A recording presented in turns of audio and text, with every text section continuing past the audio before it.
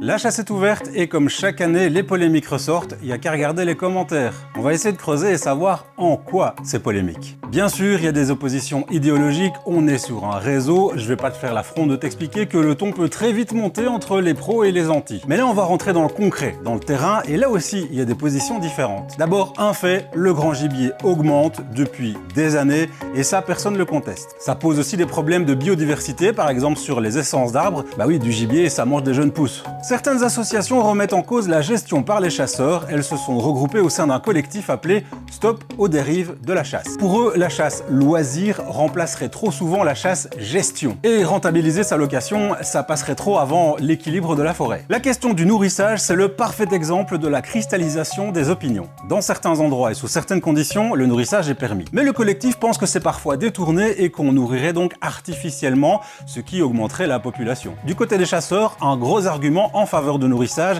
c'est le regroupement. L'objectif, ce serait d'éviter que le gibier se disperse en dehors du bois et ne cause des dégâts dans les prairies, voire des accidents sur les routes. Si on ne les nourrissait pas, on pourrait donc moins facilement les regrouper pour les chasser. Or, il y a un objectif de prélèvement à atteindre chaque année en Wallonie. Pour les chasseurs, il faut donc discuter avec le plus possible d'acteurs de la forêt pour éviter que le gibier soit dérangé. Discuter avec tout le monde pour trouver des solutions, c'est au moins un point commun entre les chasseurs et le collectif. Tout n'est peut-être pas perdu. Comme d'habitude, ici on vulgarise. Si tu veux plus de détails, rendez-vous sur matélé.be.